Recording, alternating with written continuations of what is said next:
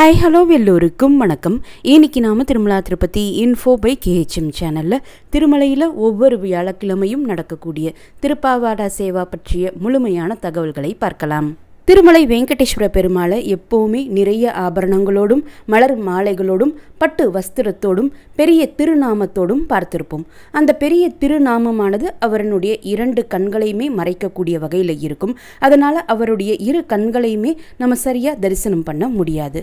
தினமுமே அலங்கார பிரியனாக இருக்கக்கூடிய வெங்கடேஸ்வர பெருமாளை தான் நம்ம தரிசனம் செய்திருப்போம். ஆனால் வியாழக்கிழமைகளில் மட்டும் முற்றிலும் மாறுபட்ட வடிவத்தில் அவரை தரிசனம் செய்வோம். வியாழக்கிழமைகளில் வெங்கடேஸ்வர பெருமாளை தரிசனம் செய்யக்கூடிய தரிசனத்தை நேத்திர தரிசனம் என்று சொல்வாங்க. வியாழக்கிழமைகளில் அவருடைய திருநாமமானது குறைக்கப்பட்டு அவரினுடைய 2 கண்களும் நமக்கு தெரியக்கூடிய வகையில் இருக்கும். அதைத்தான் நேத்திர தரிசனம் என்று சொல்கிறோம். நேத்திரம் என்பது கண்களை குறிக்கக்கூடியது. வியாழக்கிழமை நேத்திர தரிசன சமயத்தில் பெருமாளுக்கு மிக மிக குறைவான ஆபரணங்கள் இருக்கும். குறைவான மலர்கள் மட்டும்தான் சாற்றி இருப்பாங்க. அவருடைய பட்டு வஸ்திரமும் அவருடைய திருமேனியும் நமக்கு தெளிவாக தெரியக்கூடிய வகையில் இருக்கும். அவருடைய திருநாமம் குறைக்கப்பட்டு 2 கண்களும் தெரியக்கூடிய சமயத்தில் அவருடைய 2 கண்களில் இருந்து வெளியேறக்கூடிய சக்தியானது பக்தர்களால் நேரடியாக தாங்கிக் கொள்ள முடியாது.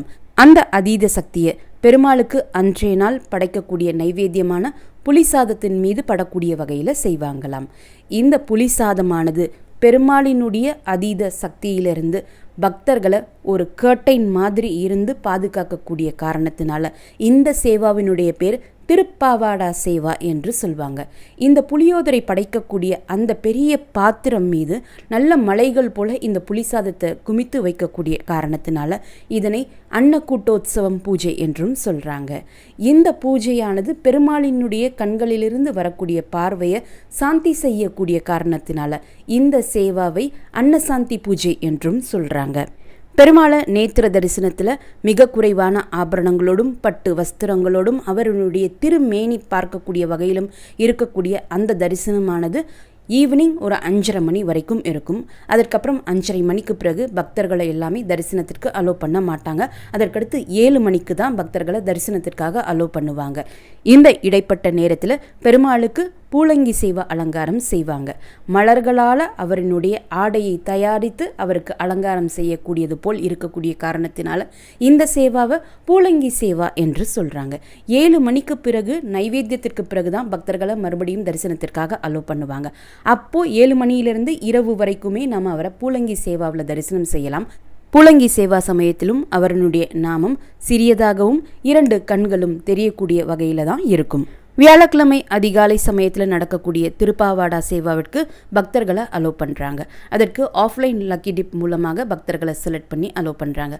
ஆஃப்லைன் லக்கி டிப் மூலமாகவோ ரெக்கமெண்டேஷன் லெட்டர்ஸ் மூலமாகவோ திருப்பாவாடா சேவாவில் நம்ம பங்கேற்கலாம். திருப்பாவாடா சேவாவிற்கு ஆஃப்லைன் லக்கி டிப் ரெஜிஸ்ட்ரேஷன் புதன்கிழமை காலையில் சிஆர்ஓ ஆஃபீஸில் இருக்கக்கூடிய ஆர்ஜித சேவா கவுண்டரில் காலையில் 11 மணியிலிருந்து ஈவினிங் 5 மணி வரைக்கும் கண்டக்ட் பண்ணுவாங்க.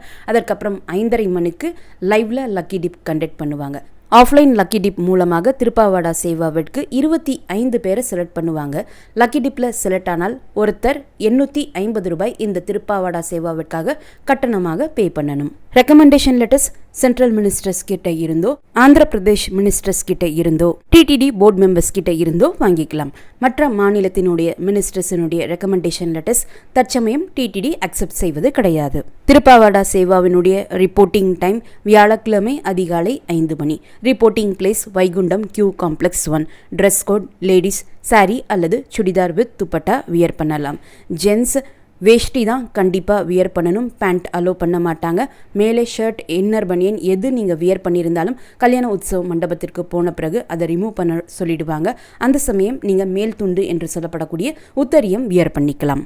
அதிகாலை 5 மணிக்கு நீங்கள் வைகுண்டம் கியூ காம்ப்ளெக்ஸ் 1 ரிப்போர்ட் பண்ண பிறகு உங்களுடைய தரிசன டிக்கெட்டையும் ஒரிஜினல் ஆதார் கார்டையும் வெரிஃபை பண்ணி பார்த்துட்டு கம்பார்ட்மெண்ட்ஸ்குள்ளே உட்கார்றதுக்கு அலோ பண்ணுவாங்க. திருப்பாவாடா சேவாவில் செலக்ட் ஆன பக்தர்கள் மட்டும்தான் அந்த சமயத்தில் கம்பார்ட்மெண்ட்டில் உட்கார்ந்துருப்பாங்க. கம்பார்ட்மெண்ட் 6 மணிக்கு ஓப்பன் செஞ்சு ஒரு முறை scanning and personal checking process முடித்து நம்ம கோவிலுக்குள்ளே போன பிறகு கல்யாண உற்சவ மண்டபத்திற்குள்ளே உட்கார வைப்பாங்க. கல்யாண உற்சவ மண்டபத்தில் ஏற்கனவே இந்த திருப்பாவாடா சேவாவிற்காக வந்திருக்கக்கூடிய புரோட்டோகால் விஐபிஸும் ரெக்கமெண்டேஷன் லெட்டர்ஸ் மூலமாக வந்திருக்கக்கூடியவர்களும் உட்கார்ந்துருப்பாங்க. அவங்களுக்கு பின்னாடியே நாமளும் உட்கார்ந்துக்கணும். திருப்பாவாடா சேவா பொறுத்த வரைக்கும் ஆஃப்லைன் லக்கி டிப்பில் எந்த சீரீஸில் நம்ம செலக்ட் ஆனோமோ அதே சீரீஸில் தான் நம்மளை கோவிலுக்குள்ளே அலோவ் பண்ணுவாங்க. ஃபஸ்ட்டு புரோட்டோகால் விஐபிஸ், அவங்களுக்கு பின்னாடி ரெக்கமெண்டேஷன் லெட்டர்ஸ் மூலமாக வந்தவங்க, அவங்களுக்கு பின்னாடி ஆஃப்லைன் லக்கி டிப்பில் செலக்ட் ஆனவங்க, எந்த சீரீஸில் அவங்களுடைய நேம் அன்னைக்கு திருப்பாவாடா சேவாவிற்காக செலக்ட் ஆனவங்க லிஸ்ட்டில் டிஸ்பிளே ஆச்சோ அதே சீரீஸில் தான் க்யூவில் நிற்க வைப்பாங்க. அங்கே நம்முடைய தரிசன டிக்கெட்டை சரி பார்த்து திருப்பாவாடா சேவாவில் செலக்ட் ஆனவங்க ஜென்ஸாக இருந்தால் ஒரு உத்தரியம் கொடுப்பாங்க, லேடிஸாக இருந்தால் அவங்களுக்கு ஒரு ப்ளவுஸ் பிட் கொடுப்பாங்க. கல்யாண உற்சவ மண்டபத்திலிருந்து 7 மணிக்கு க்யூலேயே நம்மளை தரிசனத்திற்காக அழைச்சிட்டு போவாங்க. பொதுவாக பெருமாளை தரிசனம் செய்வதற்காக பங்காரு வாக்கிலிக்குள்ளே போகக்கூடிய சமயத்தில் பங்காரு வாக்கிலிக்குள்ளே 3 கியூ இருக்கும். நம்ம நின்று தரிசனம் செய்கிறதுக்காக உடன் பிளாட்ஃபார்ம் எல்லாம் போட்டிருப்பாங்க. அந்த பிளாட்ஃபார்ம் மேலே போய் தான் நம்ம க்யூவில் போய் பெருமாளை தரிசனம் செய்வோம். ஆனால் இந்த சமயத்தில் நம்ம பார்க்குறப்போ எந்த க்யூவும் இருக்காது, உடன் பிளாட்ஃபார்மும் இருக்காது. கருட பகவானுக்கு 2 சைட்லேயுமே ஒரு பெரிய துணியால் ஸ்க்ரீன் போல் போட்டிருப்பாங்க. ஸோ இந்த 2 சைடும் கருட பகவானுடைய 2 சைட்லேயுமே பக்தர்களை உட்கார வைப்பாங்க. இந்த பக்கம் உட்கார்ந்துருக்கக்கூடிய பக்தர்களை மறுபக்கம் இருக்கக்கூடியவங்க பார்க்க முடியாது, மறுபக்கம் இருக்கக்கூடிய பக்தர்களை இங்கே இருக்கக்கூடியவங்க பார்க்க முடியாது. அந்த வகையில் திரைச்சீலை போட்டு க்ளோஸ் பண்ணியிருப்பாங்க. 2 திரைச்சீலைகளுக்கு நடுவில் இப்போ நீங்கள் வீடியோவில் பார்க்குற மாதிரியே பெருமாளுக்கு நைவேத்தியமான புளி சாதம் படைச்சிருப்பாங்க. அதையுமே 2 சைடில் உட்கார்ந்துருக்கக்கூடிய பக்தர்கள் பார்க்க முடியாது. இப்போ நீங்கள் வீடியோவில் எப்படி பார்க்குறீங்களோ அதே போல் மூலவர் வெங்கடேஷ பெருமாள் இருப்பார். அவருக்கு நேரே இந்த புளிசாதம் படைச்சிருப்பாங்க. இந்த புளிசாதத்திற்கு பின்னாடி கருட பகவான் இருப்பார். இப்போ நீங்கள் வீடியோவில் லெஃப்ட் சைட் பார்த்தீங்கன்னா துவாரபாலகருக்கு பக்கத்தில் தரையை ஒட்டி கண்ட மண்டபம் இருக்கும். நிறைய பேர் நோட்டீஸ் பண்ணியிருப்போம். 2 பெரிய மணிகள் அதற்குள்ளே இருக்கும். நைவேத்தியம் சமயத்தில் அந்த மணிகளை தான் ஒலிப்பாங்க. அந்த 2 பெரிய மணிகளுக்கு நடுவில் கண்டபாணி என்ற ஒருவர் உட்கார்ந்து அந்த மணிகளை ஒலிப்பாங்க. நாம் உள்ளே போய் உட்கார்ந்த பிறகு கண்டபாணி அந்த மணிகளை ஒலிக்க ஆரம்பிப்பார். அர்ச்சகர்கள் மந்திரங்கள் சொல்ல ஆரம்பிப்பாங்க. பெருமாளுக்கு நைவேத்தியம் படைக்கப்படும். நம்ம உள்ளே போய் உட்கார்ந்த சமயத்திலிருந்து சுமார் 30 நிமிடங்கள்லேருந்து 40 நிமிடங்கள் வரைக்கும் பங்காரு வாக்கிலிக்குள்ளே உட்கார்ந்து இந்த சேவாவை நம்ம தரிசனம் செய்வோம். இந்த சேவா நடக்கக்கூடிய சமயத்தில் பங்காரு வாக்கிலிக்குள்ளே என்னவெல்லாம் இருக்குது என்பதை நம்ம நோட்டீஸ் பண்ணலாம். நைவேத்தியம் முடிந்த பிறகு இந்த 2 பக்கமும் இருக்கக்கூடிய திரைச்சீலைகளை ரிமூவ் பண்ணிடுவாங்க. அப்போ தான் நம்ம முதல் முறையாக பெருமாளுக்கு படைக்கப்பட்டிருக்கக்கூடிய அந்த புளிசாதத்தை பார்க்க முடியும். இப்போது நீங்கள் வீடியோவில் பார்க்குற மாதிரியே பெரிய புளிசாத குவியல் பெருமாளுக்கு நைவேத்தியமாக படைச்சிருப்பாங்க. கிட்டத்தட்ட வியாழக்கிழமை அன்று 450 கிலோவிற்கு புளிசாதம் செய்வாங்களாம் பெருமாளினுடைய நைவேத்தியத்திற்காக.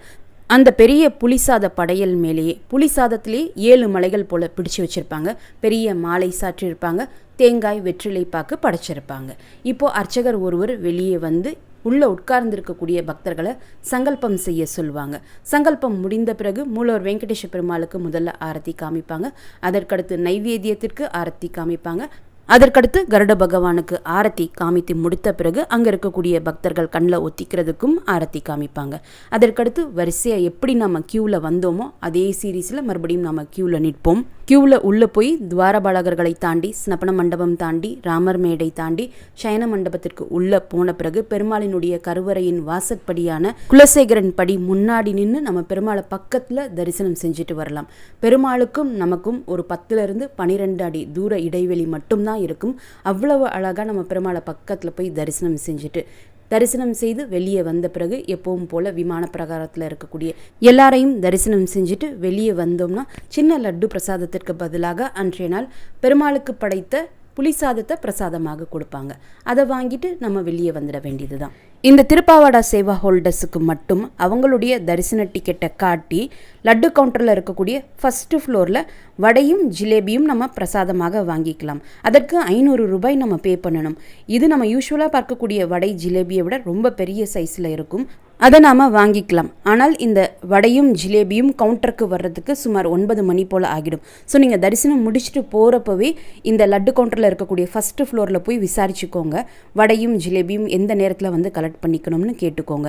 அதற்கடுத்து அந்த நேரத்தில் போய் நீங்கள் 500 ரூபாய் பே பண்ணி இந்த வடையும் ஜிலேபியும் வாங்கிக்கலாம்.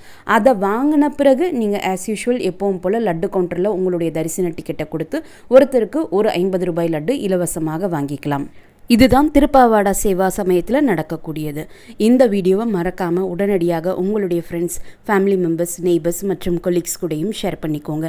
நிறைய நண்பர்களோடு இந்த வீடியோவை ஷேர் பண்ணும்போது அவங்களுக்குமே இந்த இன்ஃபர்மேஷன் ரொம்ப யூஸ்ஃபுல்லாக இருக்கும். திருமலை மற்றும் திருப்பதி பற்றிய மேலும் பல தகவல்களுக்கு எங்களுடைய சேனலை இப்போவே சப்ஸ்கிரைப் பண்ணிக்கோங்க. மீண்டும் ஒரு நல்ல தகவலுடன் உங்களை சந்திக்கும் வரை நன்றி, வணக்கம்.